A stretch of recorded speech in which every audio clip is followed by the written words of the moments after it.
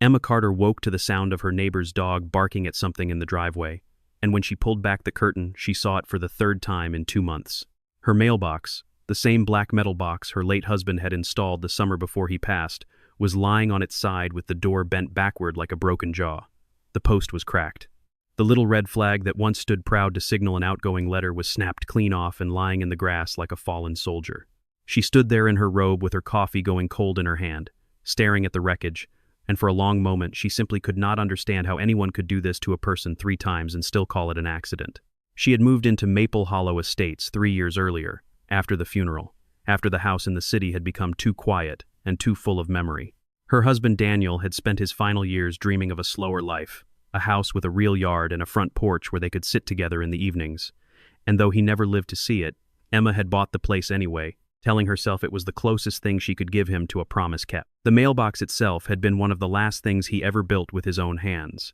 A simple black metal box he had bolted to a cedar post the summer before his diagnosis, proud of the small, ordinary permanence of it.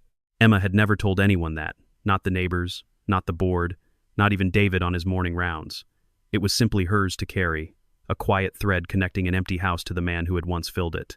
The neighborhood had seemed perfect when she first arrived. Wide streets, manicured lawns, a homeowners association that promised order and beauty, and the kind of predictable calm she desperately needed after so much upheaval. She paid her dues on time every single month. She mowed her lawn on schedule. She never once painted her shutters an unapproved color or left her trash bins out past the permitted hour. Emma Carter did not break rules. She read them. She understood them, cover to cover, because that was simply how her mind worked. She had spent nearly 20 years in finance, reading contracts and regulations for a living, poring over disclosure statements and compliance filings until the language of rules became a kind of native tongue to her, and she brought that same precision to her quiet life as a widow, working remotely for an investment firm. It was precisely that precision which had made her a target. Karen Whitmore, the president of the Homeowners Association, did not appreciate residents who asked questions. Karen had held her position for nearly 9 years, running unopposed election after election, and in that time she had grown accustomed to a kind of quiet, unchallenged authority that most people never thought to question. She enjoyed the title. She enjoyed the little laminated badge she wore to community events, the way her name appeared first on every notice, the way residents nodded and thanked her even when they privately resented the fines she issued. Karen liked compliance, not curiosity, and she had built her entire identity around the belief that maintaining appearances was the same thing as maintaining order. When the association had once tried to fine a neighbor for a garden gnome that supposedly violated the community's aesthetic guidelines, Emma had simply asked, calmly and in writing, which specific clause of the covenant the gnome violated. Karen had never produced an answer, because none existed, and the fine had quietly been withdrawn a week later without explanation. It was a small victory, almost forgettable to anyone else, but Karen had never forgotten the humiliation of being questioned in front of the board, of watching 2 other members glance at each other while she fumbled for language that did not exist. From that day forward, Karen Whitmore decided that Emma Carter was a problem to be managed rather than a neighbor to be respected, a quiet, persistent threat to the kind of unquestioned control she had spent nearly a decade building for herself. Emma called the HOA office that morning, mailbox lying broken behind her, and Karen answered on the second ring as though she had been waiting. "We had HOA patrol out early," Karen said, her voice smooth and unbothered. "Community appearance standards require prompt correction of damaged structures. You'll want to replace that soon, or another fine will follow." Emma felt something cold settle in her stomach. "You're telling me your own patrol did this?" "I'm telling you the mailbox was out of compliance," Karen said. "What happens after that is not really my concern." The call ended with a click, and Emma stood in her driveway holding her phone, staring at the ruined mailbox, feeling for the first time that this was not carelessness.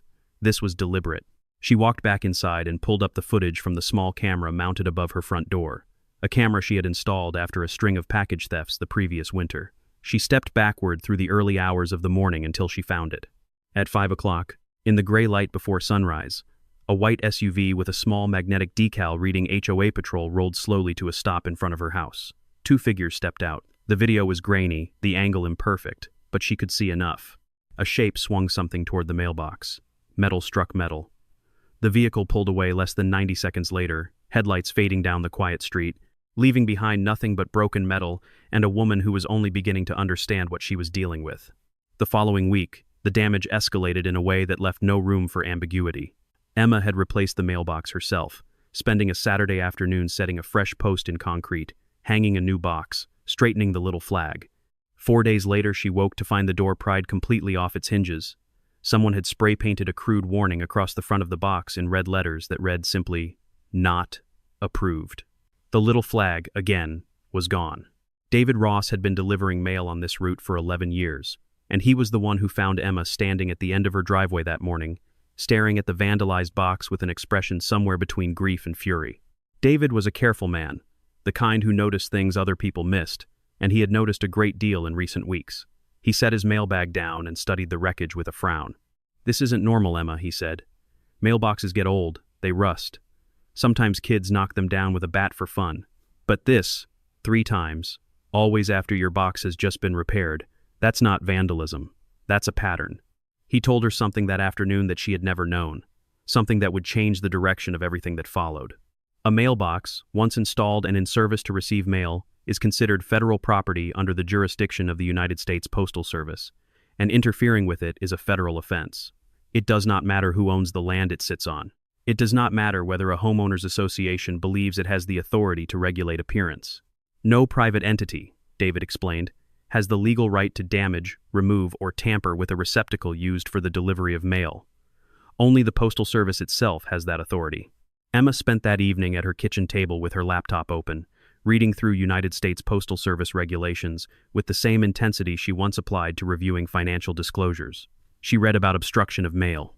She read about the penalties, fines that could reach tens of thousands of dollars, potential prison time for repeated or willful interference. She read case after case where individuals, not even organizations, had faced federal charges for something as small as knocking over a single mailbox in anger. And she began to understand, slowly and with a strange, quiet calm, that Karen Whitmore and her patrol had wandered into territory far more dangerous than a homeowners association dispute. 2 days later, a fine arrived in Emma's mailbox, delivered not by David but slipped directly into the broken box by hand. $250, the notice read, for maintaining an unsafe and non-compliant mailbox structure. Emma read it twice, then set it aside, and began keeping a folder. Every notice, every email, every date and time. She was building something, though she did not yet know exactly what shape it would take. She started small, almost instinctively, the way she once organized financial audits, with tabs and dates and a running summary at the top of each page. She printed every email exchange with the association and highlighted the passages where Karen refused to cite specific rules. She kept a written log beside her laptop, noting the day and hour of each incident, cross-referencing it later against her camera footage so that nothing would ever rely on memory alone.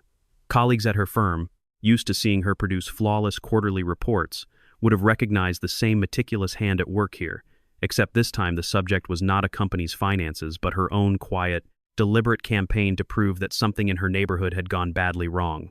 Neighbors began to notice her vigilance, though most said nothing directly.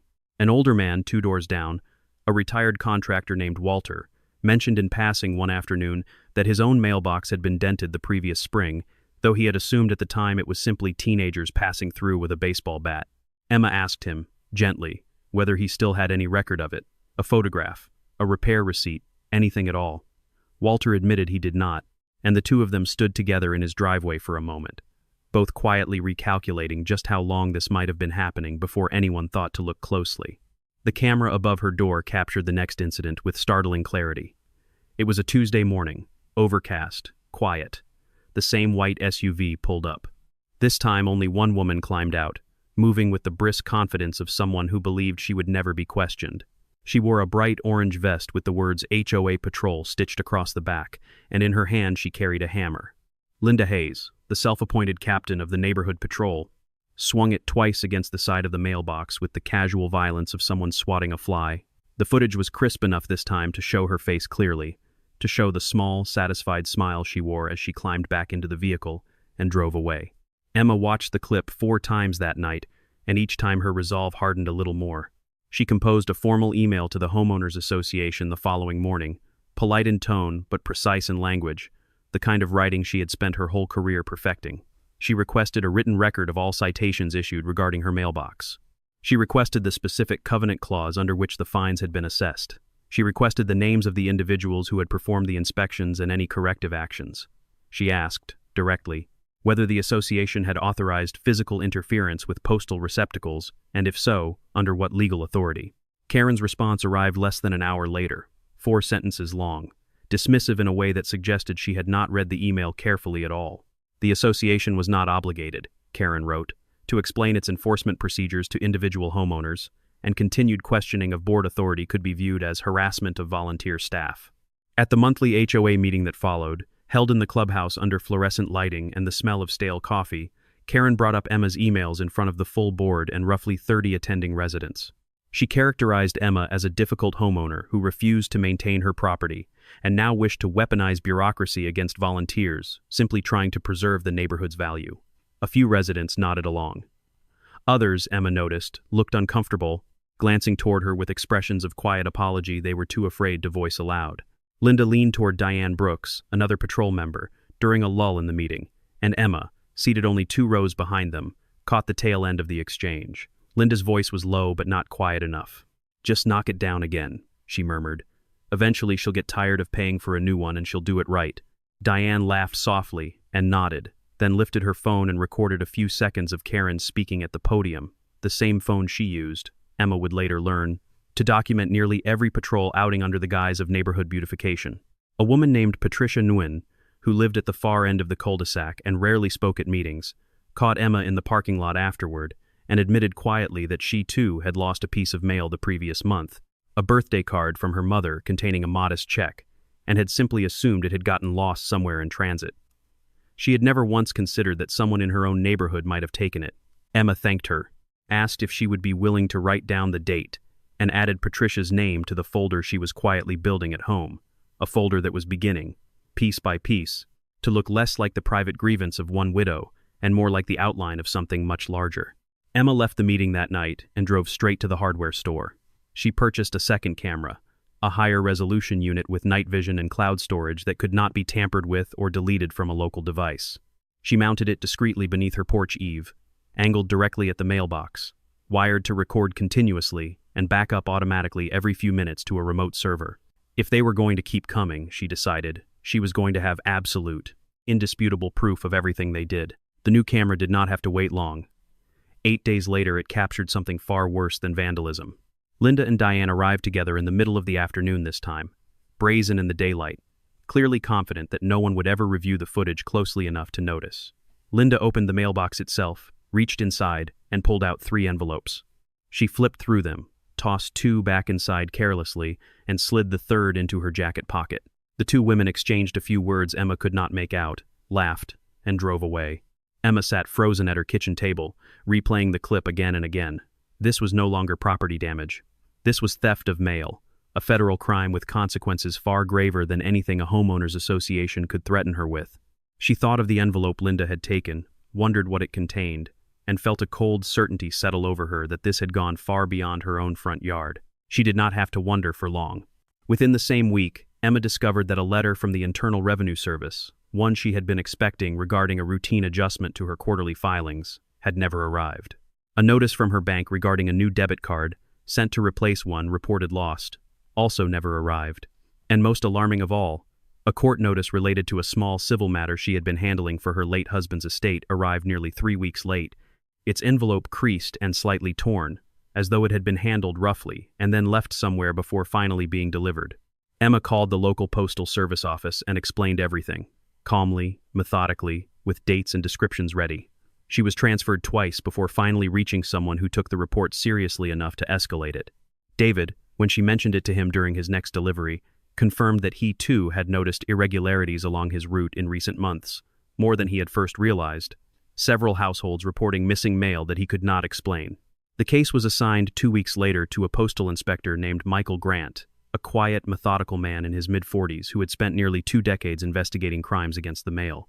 He had built his career on cases most people never heard about: small-scale mail theft rings, corrupt postal contractors, skimming packages from delivery trucks, disgruntled former employees intercepting checks out of spite. He had long ago learned that the most damaging offenders were rarely the ones who looked dangerous. More often, they were people entirely convinced of their own righteousness, certain that whatever small law they were breaking was justified by some larger good only they could see. Colleagues at the regional office knew Michael Grant as a man who never raised his voice and never needed to. He built cases the way a mason builds a wall, one carefully measured piece at a time, and by the time he was finished, there was rarely anything left for a defense attorney to attack. When his supervisor handed him the file on Maple Hollow Estates, a single mailbox complaint accompanied by video evidence far more damning than anything in an ordinary report, he had read through it twice before even picking up the phone to call Emma Carter directly. He arrived at Emma's house on a Thursday afternoon, showed his credentials, and asked only one question before he even stepped inside. "Do you have the footage?" he asked. "All of it." Emma led him to her kitchen table, opened her laptop, and played every clip in order, starting with the grainy early morning recording from months earlier and ending with Linda's hand disappearing into the mailbox and emerging with an envelope. Michael Grant watched in complete silence, his expression unreadable, occasionally asking her to pause and rewind a section, jotting brief notes into a small notebook he carried. When the final clip ended, he closed the notebook, looked up at her, and allowed the faintest trace of a smile to cross his face. The kind of smile that belonged to a man who had just been handed exactly what he needed to build an airtight case. "This is more than enough to open a federal investigation," he said. "I want copies of everything, every file, with timestamps intact. And Mrs. Carter, I need you to understand something. This is no longer just about your mailbox." Over the following weeks, Michael Grant worked with a discretion that unsettled Karen Whitmore far more than any confrontation could have, because she never once saw it coming. He interviewed residents quietly, one by one, framing his questions as a routine community survey about mail delivery satisfaction, careful never to reveal how much he already knew. He reviewed doorbell camera footage from a dozen different homes along the patrol's regular route, cross-referencing timestamps and vehicle sightings, building a timeline so precise that he could eventually place the white SUV at a specific address, down to the minute, on nearly every occasion it had been used. He obtained records from the Homeowners Association's own internal communications, subpoenaed with a speed that suggested a judge somewhere had found the initial evidence deeply compelling, and buried within those communications he found something Emma herself had never seen. A group message thread among Karen, Linda, and Diane, stretching back nearly a year, in which the three women had openly discussed which mailboxes to target next, joking about which residents would complain the loudest and which would simply pay the fines without protest.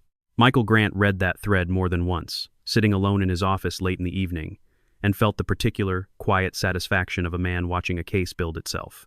He had worked mail theft investigations for nearly 2 decades, and he had learned that the people who believed themselves untouchable were almost always the ones who left the clearest trail because they never imagined anyone would think to look. David proved to be an invaluable witness. Over his years on the route, he had developed a private, informal list of households that repeatedly complained about missing or damaged mail, households he had always assumed were experiencing ordinary bad luck.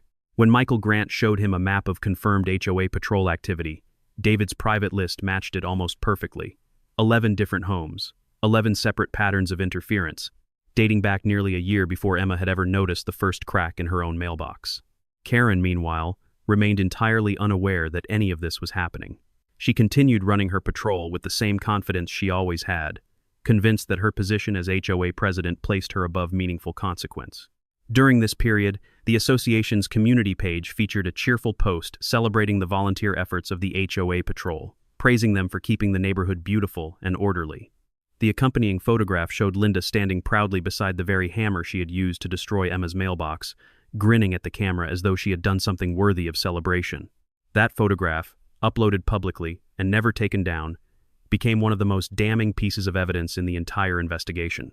A federal magistrate reviewed it alongside the video footage and the pattern of missing mail across 11 households, and within days, Michael Grant received something he had been quietly working toward from the very beginning: a signed search warrant, authorizing federal agents to search the Homeowners Association's administrative office and seize all relevant records, devices, and physical evidence. Karen learned of none of this until it was already far too late to stop. Karen, for her part, had no idea any of this quiet groundwork was underway, and she carried on with an air of untouched confidence that struck several residents, in hindsight, as almost theatrical. She continued to sign fine notices in her looping, cursive signature, continued to send Linda and Diane out on their morning rounds, and even began planning a small community banquet to celebrate what she called a year of exceptional volunteer service, an event she intended to headline with an award for outstanding neighborhood patrol leadership, an award she had already decided would go to Linda. In the meantime, the association had grown increasingly aggressive toward Emma directly. a letter arrived from an attorney retained by the HOA board, demanding that she immediately delete all video recordings of association volunteers and cease what the letter characterized as a campaign of harassment against community leadership. Karen called her personally that same evening, her tone sharp with a confidence that had not yet been shaken. "You understand you're going to be sued," Karen said. "Defamation, harassment. We have attorneys, Emma. You have a camera and a grudge." Emma listened without interrupting, and when Karen finally paused for breath, she answered with a calm that unsettled Karen far more than anger ever could have. "I'll wait," Emma said simply, and ended the call. At the next HOA meeting, Karen stood before the assembled residents and painted Emma as an enemy of the community, a homeowner determined to undermine the very people who volunteered their time to protect everyone's property values. She spoke of legal action, of setting an example, of not allowing one difficult resident to hold the entire neighborhood hostage. Several residents applauded. None of them, Karen included, had any idea that federal agents and postal inspectors had already been coordinating for weeks, quietly building a case that would soon make her speech feel almost laughably small. The following morning, Maple Hollow Estates woke to a sight none of its residents would ever forget. 3 unmarked federal vehicles rolled slowly down the main boulevard and turned toward the small clubhouse that served as the Homeowners Association's administrative office. Neighbors stepped onto porches in bathrobes, coffee mugs forgotten in their hands, watching in stunned silence as Postal Inspector Michael Grant, accompanied by federal agents and Postal Service investigators, approached the clubhouse doors. Karen arrived 20 minutes later, having been called by a panicked board member, still wearing the silk blouse she had chosen that morning for what she had planned as a routine meeting with the neighborhood's landscaping contractor, and found the office already cordoned off with tape she recognized only from television. Agents moved methodically through the space, cataloging and removing computers, filing cabinets, cell phones belonging to board members, printed meeting minutes, and correspondence spanning more than a year. Karen stood in the parking lot, her face draining of color, demanding explanations that no one was obligated to give her, insisting loudly that there had clearly been some mistake, that she was the president of this association, and deserved to be informed immediately of whatever was happening inside her own office. An agent near the door glanced at her only briefly, unmoved by the title she kept repeating, and told her simply that a federal magistrate had authorized the search based on evidence already reviewed and confirmed, and that she was welcome to contact an attorney if she had further questions. It was the first time in 9 years that anyone had spoken to Karen Whitmore as though her position meant absolutely nothing, and something in her expression seemed to crack slightly at the realization, though she straightened her shoulders and tried, unsuccessfully, to maintain the composure she had built her entire reputation upon. Inside, Linda Hayes had been contacted separately and arrived just as agents were preparing to leave. Realizing with sudden, sickening clarity what was happening, she pulled out her phone and began frantically attempting to delete photographs and messages from her device, her hands shaking too badly to manage more than a few taps before an agent gently, but firmly asked her to hand the phone over. She protested, insisting she had done nothing wrong, that the patrol had only ever been trying to keep the neighborhood presentable. But her voice cracked halfway through the sentence, and even the agent standing beside her could see that she no longer quite believed her own words. It made no difference in any case.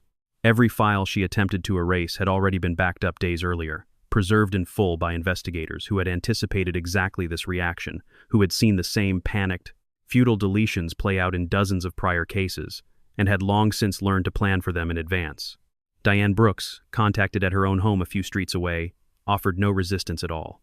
She sat quietly at her kitchen table while an agent explained the scope of the warrant, and when asked whether she wished to make a statement, she simply shook her head and asked, in a small voice, whether this meant she would lose her job at the elementary school where she worked as a teacher's aide. No one could answer that question for her that morning, though in time she would learn that the answer was yes. Michael Grant emerged from the clubhouse last, carrying a small evidence bag. Inside it, sealed and labeled, was the hammer, the same one Linda had swung against Emma's mailbox on camera, the same one she had once posed beside so proudly in a photograph meant to celebrate her volunteer service. He held it up briefly for the assembled agents to document before placing it carefully into the transport vehicle, a single ordinary tool that had become, in the span of a few short months, the centerpiece of a federal criminal case. The footage was released publicly not long after, first through official channels as part of the unsealed investigation, then spreading quickly through the neighborhood and beyond as residents began sharing what they had learned with friends and family. The videos showed everything without ambiguity. Linda and Diane approaching mailboxes with tools in hand. The moment of impact, metal striking metal. envelopes disappearing into jacket pockets. Karen's own signature on fine notices issued for mailboxes that association members themselves had damaged only days earlier.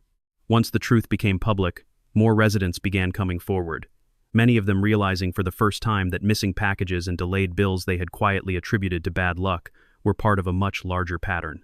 Patricia Nguyen was among the first to speak with investigators formally, describing the missing birthday card in detail, and Walter, the retired contractor, finally found the old repair receipt he had once thought worthless, tucked into a drawer full of similar odds and ends, and handed it over as well. Household after household came forward over the following days, each account small on its own, a torn envelope here, a delayed bill there, but together forming a portrait of quiet, sustained abuse that had gone unnoticed for far longer than anyone had first realized. A local news station picked up the story, sending a reporter to stand outside the clubhouse, describing what they called one of the more brazen cases of homeowners association overreach the region had seen in years. The segment aired that evening, alongside the video footage, now cleared for public release, showing Linda's hammer connecting with Emma's mailbox in stark, undeniable clarity.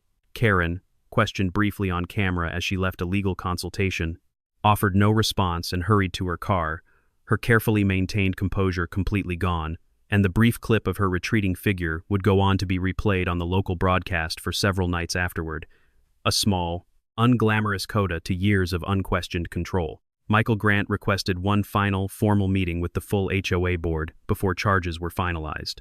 He stood before Karen, Linda, Diane, and the remaining board members in the same clubhouse where Karen had once so confidently mocked Emma, the same podium where she had once dismissed a widow's questions as harassment of volunteer staff, and read aloud, slowly and without embellishment, the specific federal statutes they had violated: obstruction of correspondence, theft of mail, destruction of receptacles designated for postal delivery. He explained the penalties associated with each, the potential for significant fines, the potential for federal prison sentences depending on the scope and intent established during prosecution, pausing after each clause to let the weight of it settle fully into the room. He reminded them, in the same, even unhurried voice he had used from the very first day of the investigation, that the authority of a homeowners association, however broad it might feel to those who wielded it, ended precisely where federal law began, and that no covenant, no bylaw, no volunteer patrol uniform had ever once granted anyone in that room the right to touch, damage, or open another person's mail. It was a simple point, he said, one that most people understood instinctively without ever needing it explained, and the fact that it had taken a federal investigation to make it clear to the leadership of an entire community said a great deal about how far unchecked authority could drift when no one was willing to challenge it.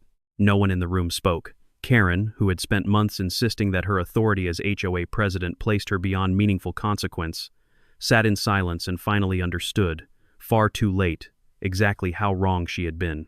Beside her, Linda stared at the table, and Diane quietly wiped at her eyes.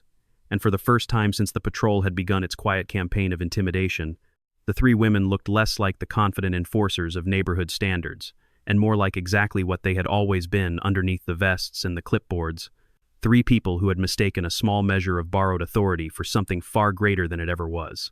The consequences that followed were swift and severe. Karen Whitmore was removed from her position as HOA president within days, and the board, now facing its own legal exposure, voted unanimously to bar her from ever holding a leadership role in any homeowners association governed under state law.